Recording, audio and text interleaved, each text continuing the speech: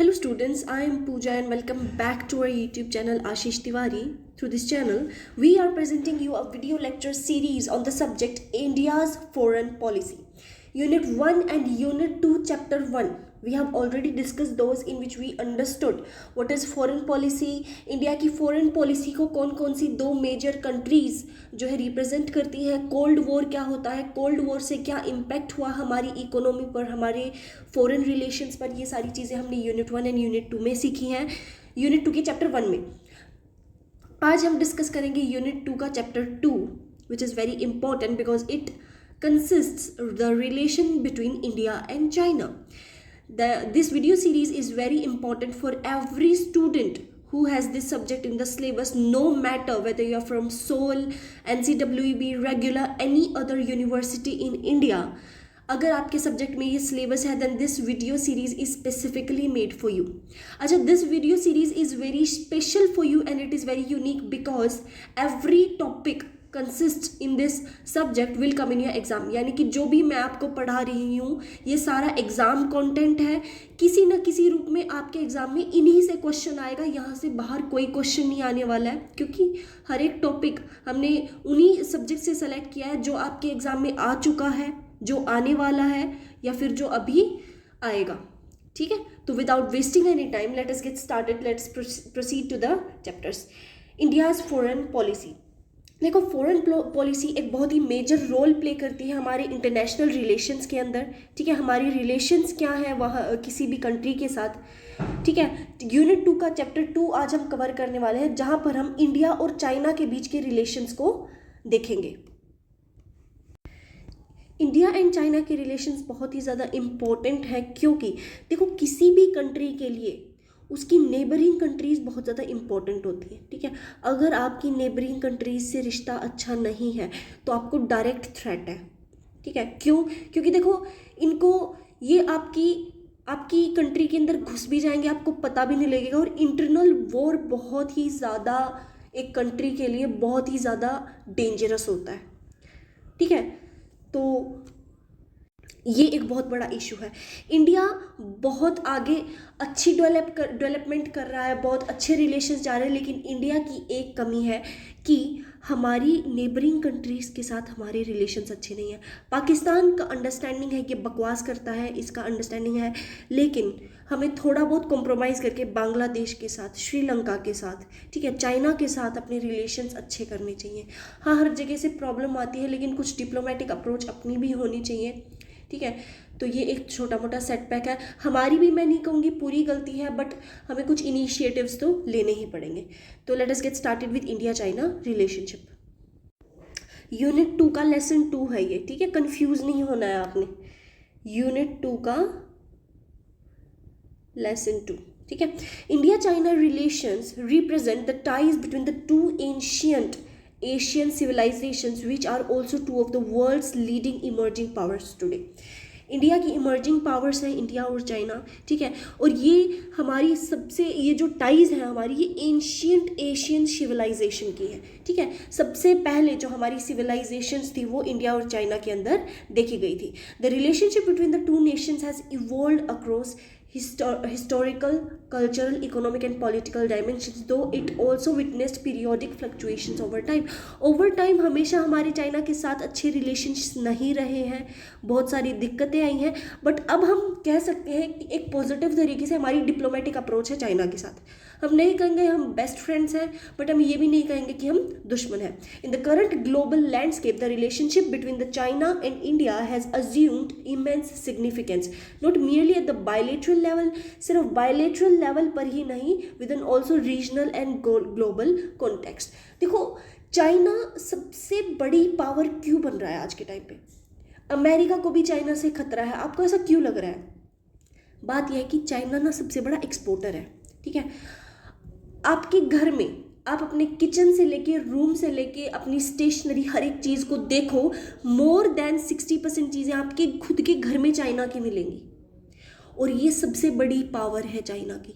ठीक है, आप जितने भी बड़े बड़े ब्रांड्स देखते हो, आप लुई विटॉन देखते हो, हेरमेस देखते हो, ये सब चीज़ें चाइना से ही बन के आती हैं। और आपने देखा होगा कि जो टैरिफ्स 150 50% टैरिफ्स लगाया था अमेरिका ने चाइना के ऊपर। अमेरिका ने क्यों हटा लिया वो सारा का सारा टैरिफ? क्योंकि जितनी भी वहाँ के ग्लोबल ब्रांड्स हैं, लुई विटोन, गुच्ची, हेरमेस, कितने भी तरह के आप ब्रांड लगा लो, सब के सब चाइना से इंपोर्ट कराते हैं। और अगर उनकी खरीद तो अमेरिका क्या है, अमेरिका सबसे बड़ी सुपर पावर क्यों है? क्योंकि सबसे रिच कंट्री है ये। और रिच कंट्री की अगर रिच जो कंपनीज हैं अगर वो ही नहीं चलेंगी तो आगे कैसे काम चलेगा? करेक्ट। तो यही चाइना का एक सबसे बड़ा रीजन है। और दूसरा रीजन ये है कि चाइना का ना अंदर की इंफॉर्मेशन किसी के पास नहीं है।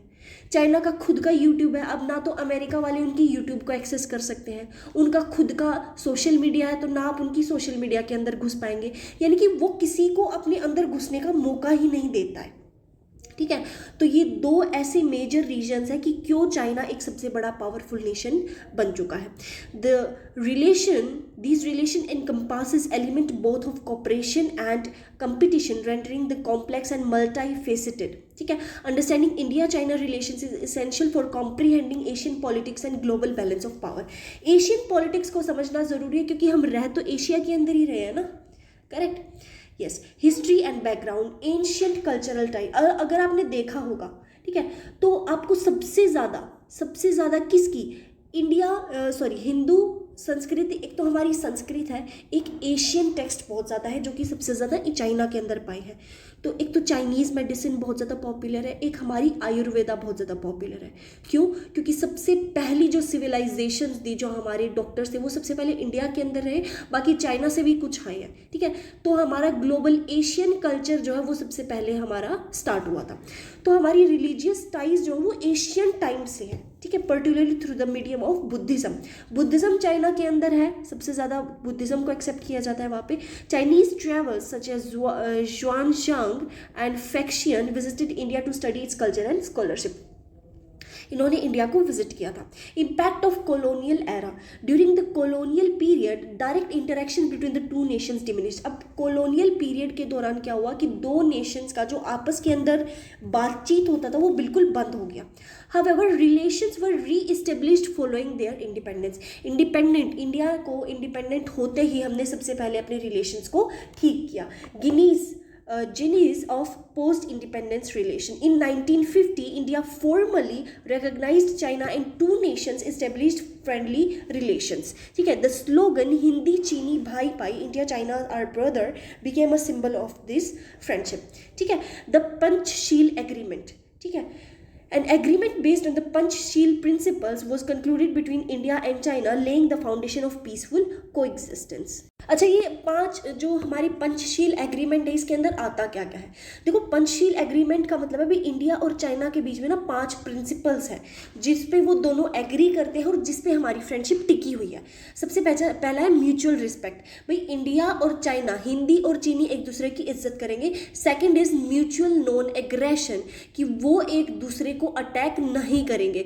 Third is mutual non interference, कि एक दूसरे के इंटरनल अफेयर्स में ना तो इंडिया चाइना के अंदर इंटरफेयर करेगा ना चाइना इंडिया के अंदर इंटरफेयर करेगा। Fourth is equality and mutual benefits, यानी कि दोनों कंट्रीज एक दूसरे को इक्वली देखेंगे और म्यूचुअल बेनिफिट के साथ आगे बढ़ेंगी। Fifth is peaceful coexistence, peaceful एक एरा मेंटेन करेगी। अब देखो, दिखावा कितना भी करना हो कर सकते हैं, लेकिन हमें पता है कि चाइना बहुत बड़ा गेम खेल रहा है। ठीक है, पाकिस्तान को सपोर्ट करके जो अपना ये रूट बनाना चाहता है, ठीक है, जिससे हमारा बहुत नुकसान होगा। तो अब रियल में क्या चल रहा है वो तो हम सबको पता है, बट ये हमारे कुछ पंचशील एग्रीमेंट्स थे। रेलिवेंस ऑफ बायलैटरल रिलेशंस, ठीक है, balance of power in Asia. India and China are the two of the Asia's largest and most influential powers and the nature of their relationship determines the balance of power across the entire nation. अब इनकी जो nature of relationship है वो determine करती है balance of power को Asia के अंदर। अगर इन दोनों के बीच में रिलेशंस कोऑपरेटिव है तो स्टेबिलिटी और डेवलपमेंट रहेगी एशिया के अंदर। Conversely, a state of tension can lead to instability throughout the entire region politics. ठीक है, the politics of both nations in South Asia and South East Asia and the Indo Pacific region significantly influences regional politics. ठीक है। Role of global economy, India and China rank among the world's fastest growing economies, दुनिया की सबसे fastest growing economies है, contributing significantly to global trade and production. Globally हम trade और production करना चाहते हैं। Economic cooperation between the two Nations has the potential, अगर इन दोनों के बीच में इकोनॉमिक कॉपरेशन होगी कि भी हम आपकी इकोनॉमी को सपोर्ट करेंगे, तो वहाँ से एक बहुत ही अच्छा ग्लोबल इकोनॉमिक ग्रोथ देखा जा सकता है। ठीक है। Simultaneously competition also plays a role in maintaining equilibrium with the global market, global market के अंदर कॉम्पिटिशन होता है, ठीक है, और अगर हम उस कंपटीशन के अंदर आ जाते हैं तो हमारे लिए वो बहुत बड़ा पॉजिटिव पॉइंट है। Next is significance of population and market size, the vast population of both nation transforms them into the world's largest consumer markets, दुनिया की सबसे बड़ी कंज्यूमर मार्केट है क्योंकि पॉपुलेशन बहुत ज़्यादा है। This serves as a major attraction for foreign investors and foster bilateral trade, सबसे ज़्यादा जो है हमारे यहाँ पॉपुलेशन है और इसीलिए हम सबसे बड़े जो है इम्पोर्टर्स भी हैं। अब एक चीज़ इमेजिन करो, अगर हमने एक ही दिन के अंदर यूट्यूब, फेसबुक, इंस्टाग्राम अगर हमने बैन कर दिया तो उनका जो नुकसान होगा ना, बिलीव नहीं कर सकते। ठीक है, उनके जो शेयर्स गिरेंगे, उनका जो कैपिटल जाएगा, you won't believe how much they are going to suffer. और ये जो देखो, आज इंडिया एक बहुत ही अच्छी ग्रोइंग इकोनॉमी है, ठीक है, ये बात हर कोई एक्सेप्ट करेगा, लेकिन एक इंडिया हर जगह पे अच्छा है, वो रिलेशंस बनाने में अच्छा है, लेकिन इंडिया के अपने पड़ोसी के साथ रिलेशन क्यों ख़राब होते आ रहे हैं? क्यों अमेरिका, जबकि हमें अमेरिका से डरने की कोई ज़रूरत नहीं है, फिर भी क्यों अमेरिका हम पर थ्रेट देने की कोशिश कर रहा है और वो सफल भी हो रहा है? ऐसा क्यों होता है? क्योंकि इंडिया को ना डराना नहीं आता। मैं कह रही हूँ सिर्फ 5 दिन हम यूट्यूब, फेसबुक, इंस्टाग्राम, ये जितनी भी सोशल मीडिया है जो पूरी अमेरिका से आती है, अगर 5 दिन आप बंद कर देंगे, अमेरिका अपने घुटनों पे आ जाएगा, क्योंकि इंडिया की पॉपुलेशन ही उसको इतना ज़्यादा प्रॉफिटेबल आज के टाइम पे बना रही है। ठीक है, तो ये हम कह सकते हैं हमारी एक वीकनेस है, जिसकी वजह से हम अपने पड़ोसियों के साथ भी अच्छे रिलेशंस नहीं मेंटेन कर पा रहे हैं। क्योंकि अगर आपको एक रिस्पेक्ट चाहिए किसी भी नेशन को, तो उनको डराना भी आना चाहिए। अमेरिका की सब इतनी रिस्पेक्ट क्यों करते हैं? क्योंकि पता है उड़ा देगा, डर है सबको, एंड क्योंकि अमेरिका है थोड़ा वैसा संकी है और अमेरिका कर देगा, इसीलिए सब अमेरिका से डरते हैं। ठीक है। Cooperation on global issues, cooperation between the India and China is absolutely essential regarding the such as climate change. देखो भाई, इन दोनों के बीच में कोऑपरेशन ज़रूरी है। ठीक है, जैसे भी क्लाइमेट चेंज हो गया, energy source, terrorism and global health. Both nations influence global policies through platform such as BRICS and SCO। ठीक है। The border war, historical background of the border dispute. अब देखो, ये तो हम सबको पता है कि कुछ जो है हमारे पास चाइना ऑक्यूपाइड कश्मीर भी है, COK। देखो, हमारा जो जम्मू कश्मीर है, ठीक है, वो हमारा एक इतना बड़ा पार्ट है, जिसमें से मैंने आपको यूनिट 1 के अंदर समझाया, जो 30% पार्ट जो है वो पाकिस्तान ने कवर कर लिया। ठीक है। अब जैसे ही इंडिया यहाँ पर छुड़ाने के लिए लग रहा था, वहाँ पे क्या हुआ? चाइना ने अटैक कर दिया और चाइना ने हमारा 10% कश्मीर ले लिया। तो टोटल हमारे पास जो 40% है कश्मीर, वो हमारा नहीं है, और जो 60% जम्मू कश्मीर है वो इंडिया का हिस्सा है। ठीक है, आई होप आपको समझ आ गया होगा। तो a long standing dispute between the India and China due to the lack of clearly democratic border. देखो, बॉर्डर पहले जब बंटवारा हुआ था तो अच्छे से नहीं उसको किया गया। India recognise the McMahon line establish during the British colonial era which China refuse to accept. भाई, इंडिया ने कहा कि हमने मैकमोहन ने जो लाइन लगाई है हम उसको एक्सेप्ट करते हैं, ठीक है, कॉलोनियल एरा के दौरान, लेकिन चाइना ने कहा भी हम क्यों करें, हम तो नहीं मानते। की causes of the war, China's construction of the road in the Aksai Chin region coupled with the India's foreign forward policy. अब भाई, चाइना अपना रोड बनाना चाहता था अक्साई चीन, ठीक है, रीजन के अंदर, अक्साई चीन के अंदर वो अपना रोड बनाना चाहता था, और लेकिन इंडिया की फॉरवर्ड पॉलिसी इसको अलाउ नहीं कर रही थी, तो यहाँ से टेंशन होने लगी। A mutual lack of trust and political divergence between the two nations also contributed to the outbreak of the war. अब ट्रस्ट नहीं था, कुछ दोनों कंट्रीज के बीच में अंडरस्टैंडिंग नहीं थी, तो वहाँ से जो है वॉर ब्रेकआउट हो गया।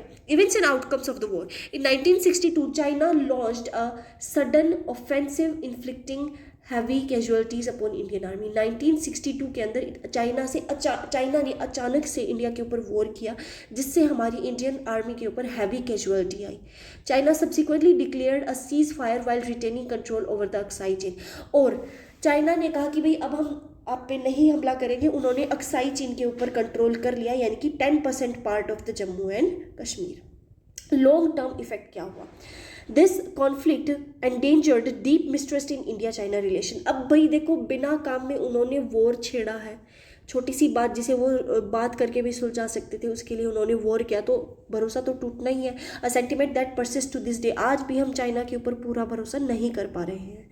Consequently India began to place a heightened focus on strengthening its defence policy and military capabilities. और इसी को जवाब देने के लिए हमने अपनी डिफेंस पॉलिसी को बढ़ाया और मिलिट्री कैपेबिलिटीज को बहुत ज़्यादा स्ट्रॉन्ग किया। The Tibet issue. China's control over Tibet in 1950. China established a control over Tibet, thereby introducing a new source of tension to India-China relations. अभी उन्होंने तिब्बत के ऊपर कंट्रोल कर लिया और यहाँ से क्या हुआ, हमारा और भी ज़्यादा रिलेशन खराब हो गया। ठीक है। Prior to this Tibet had historically served as a buffer zone between India and China. अगर ये तिब्बत पर कंट्रोल नहीं करते तो ये हमारा एक बफर जोन होता था। ठीक है, क्योंकि ये तिब्बत एक अलग से था एरिया, तो हमारे बीच में ये था। लेकिन जैसे ही चाइना ने इसके ऊपर कंट्रोल किया, अब चाइना जो है डायरेक्ट बॉर्डर लिंक कर रहा है। ठीक है, जो एक बहुत बड़ा प्रॉब्लम है। Asylum of the Dalai Lama in India. Following the uprising of Tibet in 1959, ये जब चल रहा था, the Dalai Lama arrived in India and India granted him asylum. China viewed this as interference in its internal affair. अब देखो, दलाई लामा हुआ, India के अंदर आया और इंडिया ने उसे रहने की परमिशन दी। ठीक है, अब चाइना ने इसको एज अ थ्रेट माना कि भाई ये लोग हम पर थ्रेट करना चाहते हैं। Strategic and security implications. With Tibet coming under China's control, India's northern borders came to a direct contact with China. अभी तिब्बत पे कंट्रोल कर लिया तो डायरेक्ट चाइना पे ही आ गया ना। This heightened India's security concern and further complicated the border dispute. और जिसकी वजह से हमें और ज़्यादा खतरा महसूस होने लगा, और खतरा महसूस होने लगा तो हम और ज़्यादा इस पर भरोसा नहीं कर पाएंगे। Economic and commercial relations.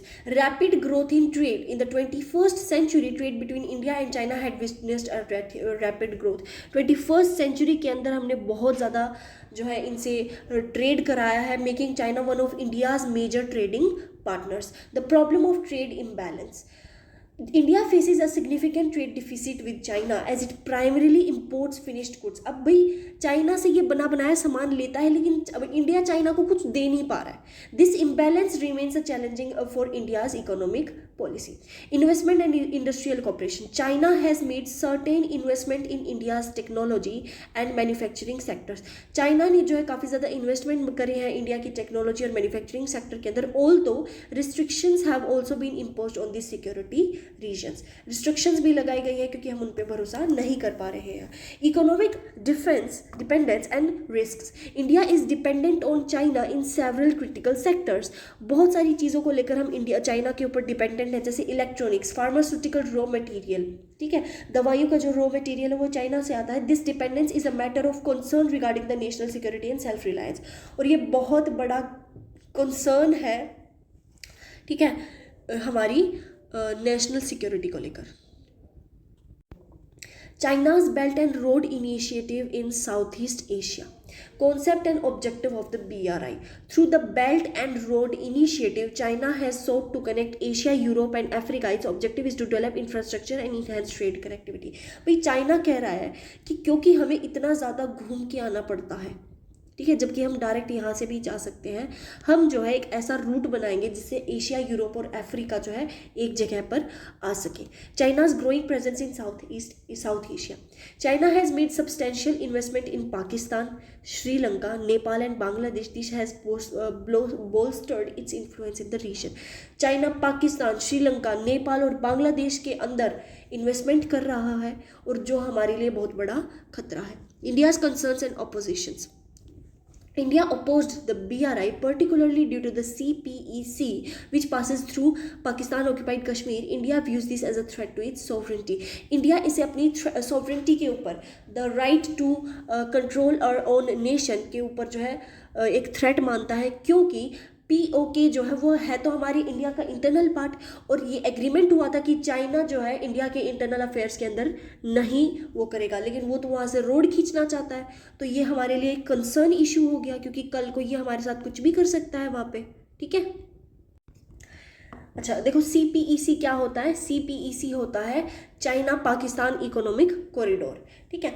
तो अब इंडिया अपोज करता है, क्योंकि देखो अब BRI अगर वो जो है ये एक और रोड बनाना चाहते हैं और CPEC ऑलरेडी एग्जिस्ट करता है, तो वो इंडिया के लिए बहुत ज़्यादा थ्रेटनिंग हो जाएगा, ठीक है।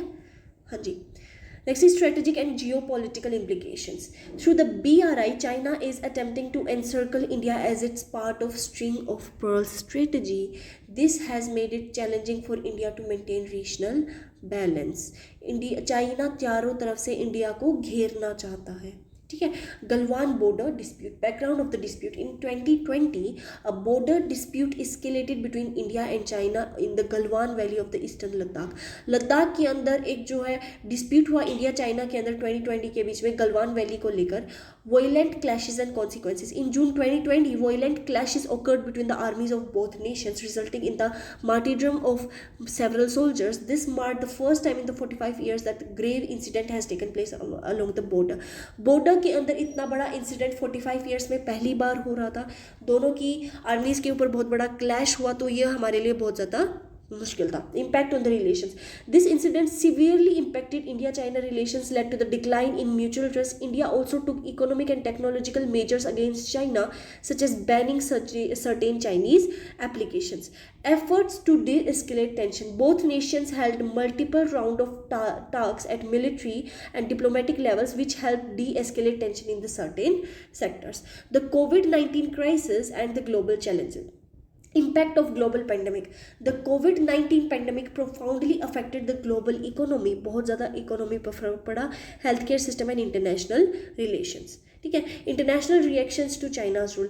Several nations criticised China regarding the initial spread of the pandemic और alleged suppression of the information. देखो अब पहला तो चाइना से ही है, चाइना से आया है, तो लोग इसको बहुत ज़्यादा ब्लेम करते थे कि तुम्हारी वजह से ये सब हुआ है and all that. India strategy and role. Through its vaccine Maitri, vaccine friendship initiative, India provided vaccines to numerous countries, thereby bolstering its global image. Additionally, India emphasized self-reliance and strengthening in supply chains. हमने अपनी vaccine बना ली थी, हमने trade भी किया था, तो इसके लिए हमारे रिलेशंस अच्छे हुए बहुत सारी कंट्रीज़ के साथ। Impact on India China relations. During the pandemic this period between the two nations became even more sensitive and particularly due to the border dispute. Border dispute तो था ही, कुछ ये हो गया, तो इससे हमारे रिलेशंस और भी ज़्यादा बिगड़ने लगे। The future of India-China relations, a blend of cooperation and competition. In the future, relation between India and China will be based on the blend of both cooperation and competition. इनके बीच में cooperation और competition के बीच में बहुत ज़्यादा आगे competition होने वाला है। While cooperation is possible in the economic sphere में हमें ज़रूरत भी है, तो इसीलिए हम इनके साथ करेंगे trade. Competition may persist in the strategic realm. Resolution of border dispute is essential. A peaceful resolution to the border dispute is absolutely essential for establishing stable and positive relation. एक peaceful resolution बहुत ज़्यादा ज़रूरी है ताकि border dispute जैसा काम फिर से दोबारा ना हो, और इसे करने के लिए हमें dialogue and confidence building measures भी करने पड़ेंगे। Potential for economic relations. Immense potential skills exist for trade and investment between the two nations. भी इमेंस पोटेंशियल है दोनों के अंदर ट्रेड और इन्वेस्टमेंट को लेकर। Cooperation on global platform. Both countries will continue to work together on platforms such as BRICS, SCO and G20। भाई लड़ाई चाहे कितनी ही हो, लेकिन जब बात एक साथ बढ़ने की आती है तो ये हमेशा इसके अंदर रहेंगे। Need for strategic vigilance. Keeping it's national interest and security in mind, India must adopt a balanced and vigilant policy in its dealing with China. National interest को मद्देनज़र रखते हुए एंड सिक्योरिटी को ध्यान में रखते हुए इंडिया को एक बैलेंस्ड और विजिलेंट पॉलिसी बनानी पड़ेगी चाइना को डील करने के लिए। जैसा मैंने कहा कि नेबरिंग कंट्रीज़ के साथ आपका रिलेशन अच्छा होना बहुत ज़्यादा ज़रूरी है, ठीक है। लेकिन अगर सामने से बकवास करेंगे तो हमें चुप भी नहीं रहना चाहिए। कंक्लूजन क्या निकल के आता है? इंडिया चाइना रिलेशंस कॉम्प्लेक्स है, मल्टी फेसिटेड है, सेंसिटिव है, containing the elements of both cooperation and conflict. Historical experiences, border dispute and global competition all influence these relations. इनको सभी ये चीज़ें जो है इफेक्ट करती हैं. India must navigate it's relationship between China while prioritising its own security. अब भी इंडिया चाइना के साथ रिलेशनशिप तो अच्छी करनी चाहिए, लेकिन हमारी सिक्योरिटी फर्स्ट प्रायोरिटी है, economic interest and diplomatic equilibrium. In the future stable and positive relation between the two nations can only be achieved through dialogue, confidence building and cooperation. और यहीं पर हमारा यूनिट 2 का चैप्टर 2 खत्म होता है. I hope आपको सब कुछ अच्छे से समझ आया होगा. ठीक है, कोई भी डाउट है तो कमेंट सेक्शन में आप मेंशन कर सकते हैं.